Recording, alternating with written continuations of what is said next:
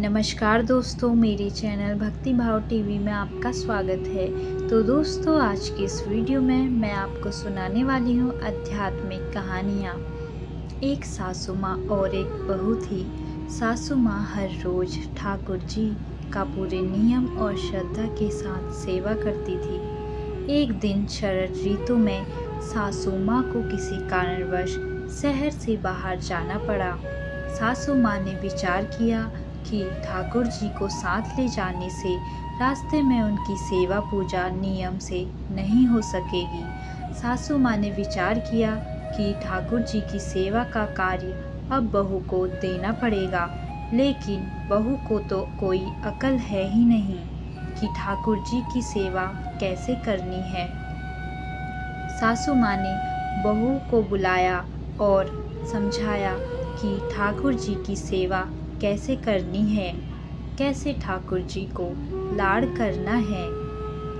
सासू माँ ने बहू को समझाया कि बहू, मैं यात्रा पर जा रही हूँ और अब ठाकुर जी की सेवा पूजा का सारा कार्य तुमको करना है।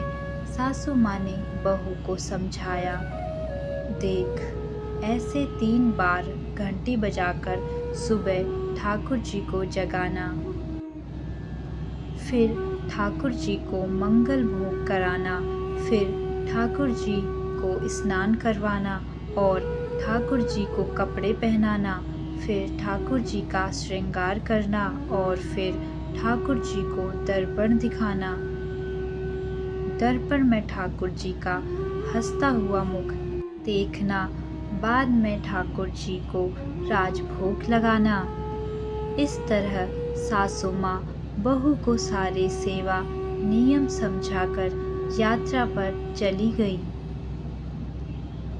अब बहू ने ठाकुर जी की सेवा कार्य उसी प्रकार शुरू किया जैसा सासू माँ ने समझाया था।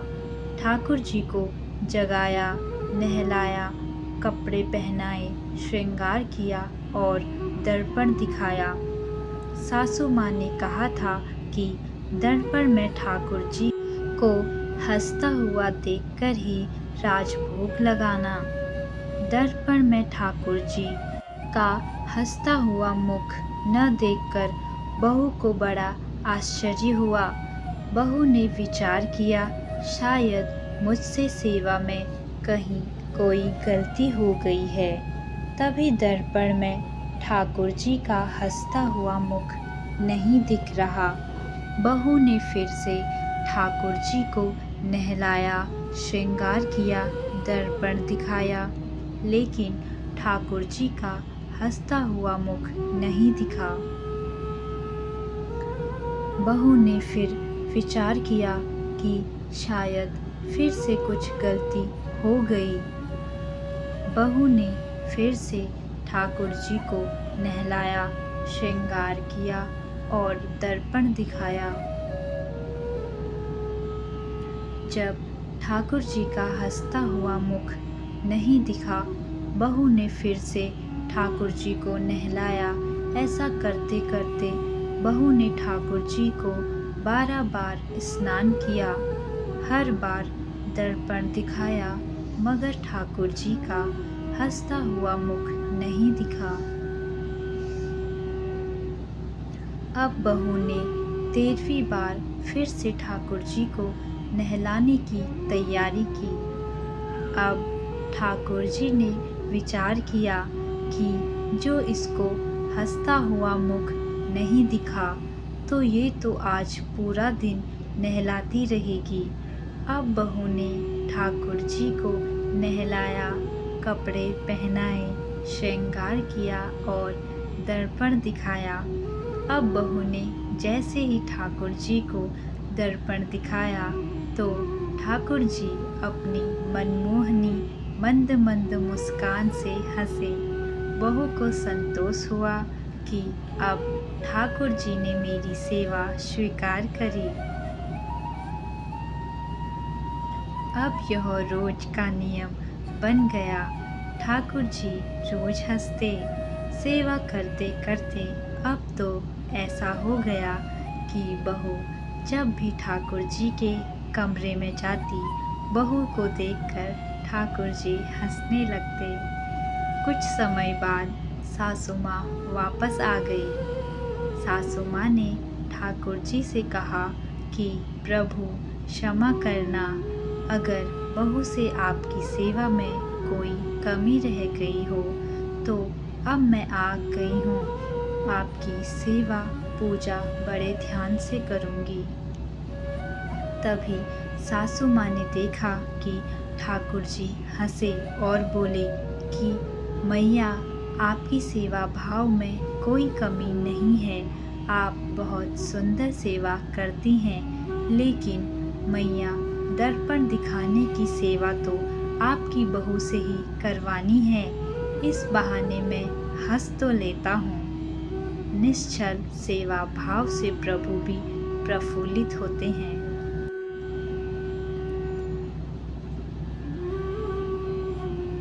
अगली कहानी। बाबा जी गए चोरी करने। एक बाबा जी एक दिन अपने आश्रम से चले गंगा जी नहाने। बाबा जी धोखे से आधी रात को ही निकल पड़े थे। रास्ते में उनको चोरों का एक दल मिला।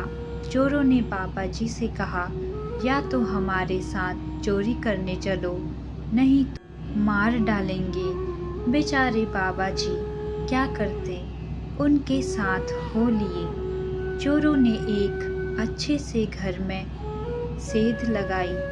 एक चोर बाहर रहा और सब भीतर गए। साधु बाबा को भी वे लोग भीतर ले गए। चोर तो लगे संदूक ढूंढने, तिजोरी तोड़ने।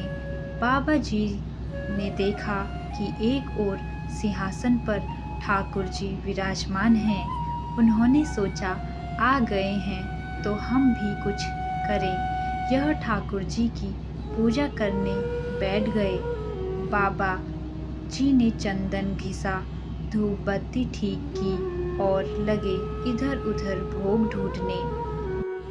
वहाँ कुछ प्रसाद था नहीं। सोचा, ठाकुर जी के जागने पर कोई सती सेवक आ जाएगा तो उससे भोग मंगा लेंगे। ठाकुर जी तो रेशमी दुपट्टा ताने सो रहे थे। पूजा के लिए उनको जगाना आवश्यक था। बाबा जी ने उठाया शंख और लगे बजाने। ठाकुर जी तो पता नहीं जगे या नहीं, पर घर के सब सोए लोग चौंक कर जाग पड़े। सब चोर सिर पर पैर रखकर भाग खड़े हुए। घर के लोगों ने दौड़कर बाबा जी को पकड़ा।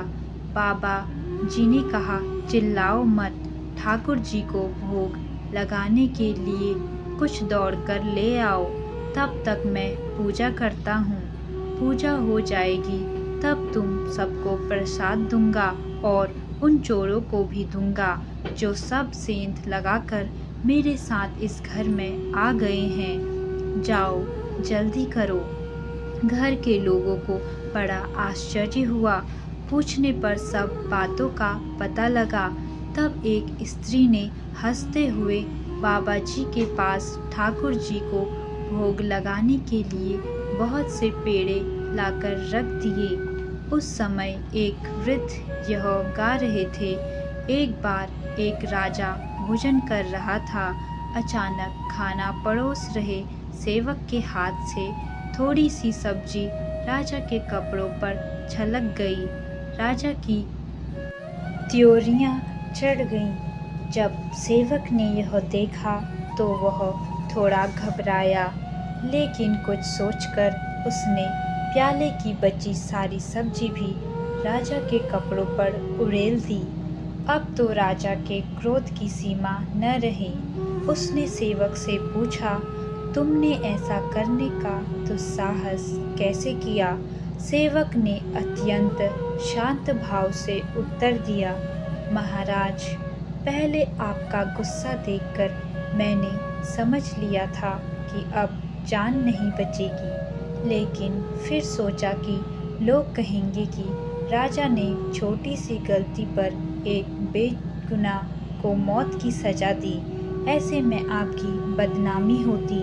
तब मैंने सोचा कि सारी सब्जी ही उड़ेल दूं ताकि दुनिया आपको बदनाम न करे और मुझे ही अपराधी समझे। राजा को उसके जवाब में एक गंभीर संदेश के दर्शन हुए और पता चला कि सेवक भाव कितना कठिन है। जो समर्पित भाव से सेवा करता है उससे कभी गलती भी हो सकती है, फिर चाहे वह सेवक हो, मित्र हो या परिवार का कोई सदस्य। ऐसे समर्पित लोगों की गलतियों पर नाराज न होकर उनके प्रेम व समर्पण का सम्मान करना चाहिए।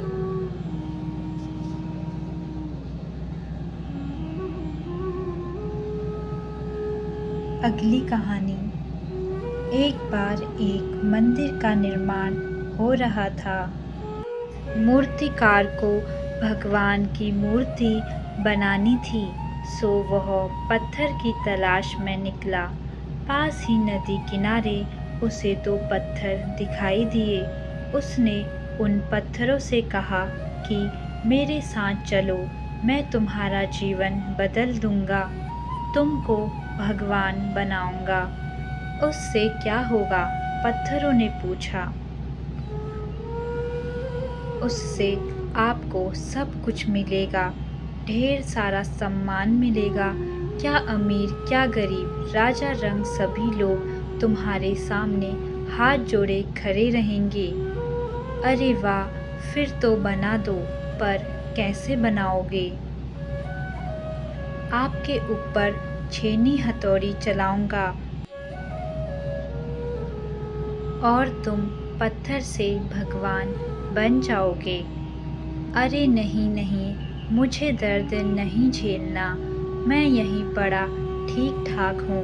पहले पत्थर ने मना कर दिया, पर दूसरे पत्थर ने विचार किया कि जीवन में कुछ बड़ा बनना है तो दर्द तो सहना ही पड़ेगा। सो वह तैयार हो गया। काम शुरू हो गया। दूसरा पत्थर उसका मजाक उड़ाता था। यह चुपचाप दर्द सहता था। कुछ ही दिनों में मूर्तिकार ने उससे एक भव्य प्रतिमा बनाई और मंदिर में लगा दी। अगले दिन मंदिर का उद्घाटन था। तभी आयोजकों को याद आया कि लोग नारियल कहाँ फोड़ेंगे, कोई पत्थर तो है ही नहीं। लोग भागे भागे गए और उसी पत्थर को जिसने मार खाने से इनकार कर दिया था उसे ले आए। लोग आज तक उस पर पटक पटक कर नारियल फोड़ रहे हैं। पहला पत्थर सम्मान पा रहा है, दूसरा मार खा रहा है। मनुष्य जीवन में जो कुछ भी है वह सिर्फ और सिर्फ अपने फैसलों की वजह से ही है। पहले पत्थर ने कड़ा फैसला लिया, संघर्ष किया और आज सुख का जीवन जी रहा है। दूसरे पत्थर ने आराम को प्राथमिकता दी और आज तक मार खा रहा है। यही फैसला हम सबको करना है।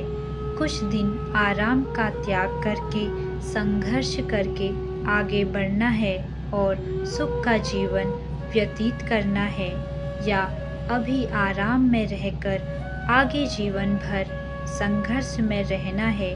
मर्जी आपकी, क्योंकि जीवन आपका है।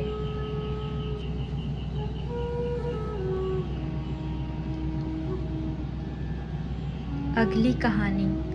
दोस्तों, भगवान शिव से बड़ा कोई श्री विष्णु का भक्त नहीं और भगवान विष्णु से बड़ा कोई श्री शिव का भक्त नहीं। इसीलिए भगवान शिव सबसे बड़े वैष्णव और भगवान विष्णु सबसे बड़े शैव कहलाते हैं। 9 साल के छोटे बाल रूप में जब श्री कृष्ण ने महाराज का उद्घोष किया तो वृंदावन में पूरे ब्रह्मांड के तपस्वी प्राणियों में भयंकर हलचल मच गई कि काश हमें भी इस महारास में शामिल होने का मौका मिल जाए। दूर दूर से गोपियाँ जो कि पूर्व जन्म में एक से बढ़कर एक ऋषि, मुनि, तपस्वी, योगी, भक्त थे। महारास में शामिल होने के लिए आतुरता से दौड़े आए। महारास में शामिल होने वालों की योग्यता को परखने की जिम्मेदारी थी श्री ललिता सखी की, जो स्वयं श्री राधा जी की प्राण प्रिय सखी थी और उन्हीं की स्वरूपा भी थी। सज्जनों, हमेशा एकांत में रहकर कठोर तपस्या करने वाले भगवान शिव को जब पता चला कि श्री कृष्ण महाराज शुरू करने जा रहे हैं, तो वो भी अत्यंत खुश होकर तुरंत अपनी तपस्या छोड़ पहुँचे श्री वृंदावन धाम और बड़े आराम से सभी गोपियों के साथ रास स्थल में प्रवेश करने लगे। पर द्वार पर ही उन्हें श्री ललिता सखी ने रोक दिया और बोली कि हे महाप्रभु, रास में सम्मिलित होने के लिए स्त्री तत्व जरूरी है। तब भोलेनाथ ने तुरंत कहा कि ठीक है, तो हमें स्त्री बना दो। तब ललिता सखी ने भोलेनाथ का गोपी वेश में श्रृंगार किया और उनके कान में श्री राधा कृष्ण के युगल मंत्र की दीक्षा दी, जो कि भोलेनाथ की सिर की जटा और दाढ़ी मूछ बड़ी बड़ी थी। इसीलिए ललिता सखी ने उनके सिर पर बड़ा सा घूंघट डाल दिया, जिससे किसी को उनकी दाढ़ी मूछ दिखाई न दे। महादेव भोलेनाथ के अति बलिष्ठ और बेहद लंबे चौड़े शरीर की वजह से वो सब गोपियों से एकदम अलग और विचित्र गोपी लग रहे थे, जिसकी वजह से हर गोपी उनको बड़े आश्चर्य से देख रही थी। महादेव को लगा कि कहीं श्री कृष्ण उन्हें पहचान न ले, इसीलिए वो सारी गोपियों की भीड़ में सबसे पीछे जाकर खड़े हो गए। अब श्री कृष्ण भी ठहरे मजाकिया स्वभाव के और उन्हें पता तो चल ही चुका था कि स्वयं भोले भंडारी यहाँ पधार चुके हैं। तब उन्होंने विनोद लेने के लिए कहा कि महाराज सबसे पीछे से शुरू किया जाएगा। इतना सुनते ही भोलेनाथ घबराए और घूंघट में ही दौड़ते दौड़ते सबसे आगे आकर खड़े हो गए। पर जैसे ही वो आगे आए, वैसे ही श्री कृष्ण ने कहा कि अब महाराज सबसे आगे से शुरू होगा। तब महादेव फिर दौड़कर पीछे पहुँचे, तो श्री कृष्ण ने फिर कहा रास पीछे से शुरू होगा। तब महादेव फिर दौड़कर आगे आए।